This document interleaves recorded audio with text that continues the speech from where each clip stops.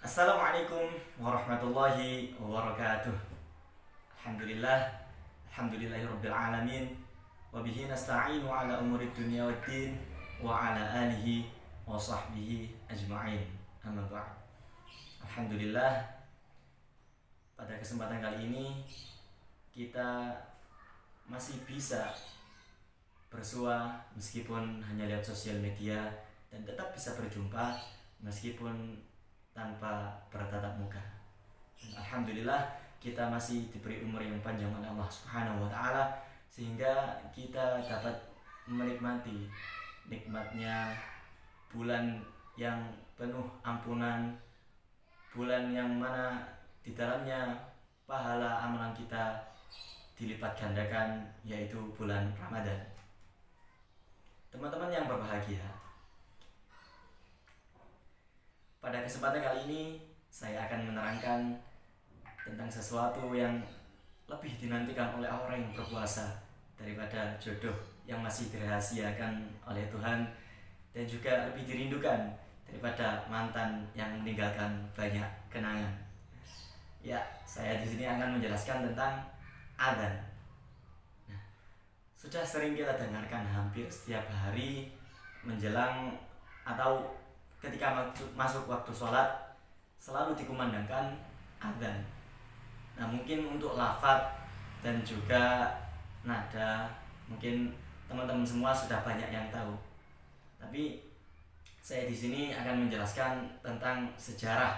Bagaimana sih kok bisa adzan yang lafaznya seperti itu menjadi panggilan atau sebuah alarm untuk mengetahui waktu sholat sudah masuk. Nah, di sini akan saya bacakan salah satu hadis yang saya ambil dari kitab Ibanatul Ahkam yang menerangkan serba-serbi atau sejarah adzan tersebut. Nah, Bismillahirrahmanirrahim. Al-haditsu rawahu Abu Dawud an Muhammad bin Abdullah bin Zaid ibni Abdi Rabbih haddatsani Abi Abdullah bin Zaid qala lamma amara Rasulullah sallallahu alaihi wasallam bin naqusi yu'malu liyudrabu bihi lin-nasi li jam'i sholati tafa bi wa ana naimun rajulun yahmalu naqusan fi yadihi faqultu ya Abdullah atbi'an naqusa faqala wa ma tasna'u bihi faqultu nad'u bihi ila sholati. Nah, ceritanya begini, asbabun nuzul atau sejarah kenapa adzan itu bisa dijadikan panggilan untuk sholat hingga sekarang. Nah, diriwayatkan dari Abu Dawud dari Muhammad bin Abdullah bin Zaid dari Abdi Rabbih. Nah, beliau mendapatkan cerita dari Abdullah bin Zaid. Nah, ketika itu beliau ketika Rasulullah SAW memerintah para sahabat untuk menggunakan nakus, yakni lonceng, sebagai penanda waktu sholat, beliau Abdullah bin Zaid itu bermimpi. Ketika tidur lalu bermimpi ketemu dengan seorang laki-laki. Lalu ketika Abdullah bin Zaid ingin membunyikan lonceng, maka laki-laki itu berkata pada Abdullah bin Zaid, "Wahai Zaid, maukah aku tunjukkan sesuatu yang lebih baik dari membunyikan lonceng itu?" Lalu Abdullah bin Zaid menjawab, "Qala bala." Faqala, kemudian laki-laki itu berkata, "Taqulu Allahu akbar, Allahu akbar, Allahu akbar, Allahu akbar. Asyhadu an la ilaha illallah. Asyhadu an la ilaha illallah. Asyhadu anna Muhammadar Rasulullah. Asyhadu anna Muhammadar Rasulullah. Hayya 'alas shalah, hayya 'alas shalah, hayya 'alal falah,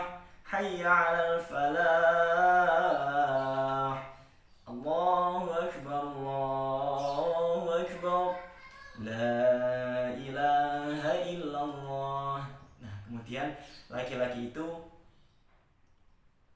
berucap atau menunjukkan atau membaca lafaz adzan tersebut dari mulai Allahu Akbar sampai la ilaha illallah.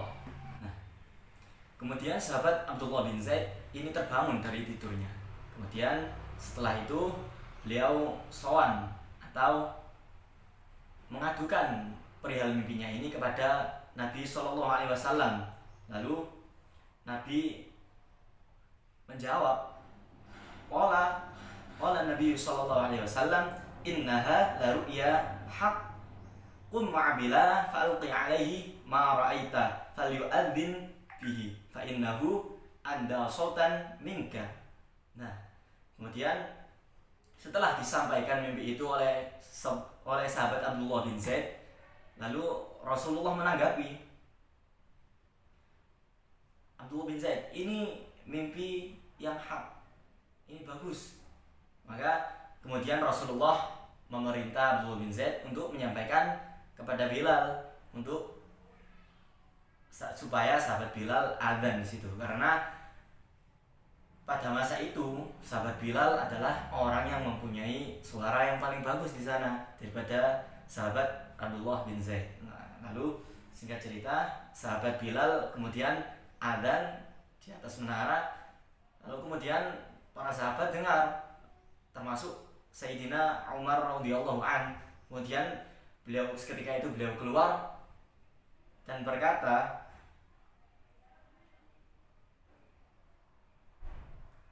walladzi ba'atsaka bil haqqi ya Rasulullah laqad ra'aitu mithla ma uriya. Faqala Rasulullah sallallahu alaihi wasallam, falillahil hamdu. Jadi ketika sahabat Bilal adzan, maka sahabat Umar bin Khattab radhiyallahu anhu keluar dari rumahnya, kemudian berkata, ya Rasulullah, saya juga mimpi ini ya Rasulullah. Nah, kemudian Rasulullah menanggapi, falillahil hamdu. Nah, segala puji bagi Allah. Nah, ini adalah cerita singkat yang seyogianya kaum muda ini tahu, samping bisa mengamalkan atau bisa melantunkan adzan dengan merdu, kita juga harus tahu sejarah maupun kisah dibalik disyariatkannya azan menjadi panggilan untuk sholat tersebut. Nah, inilah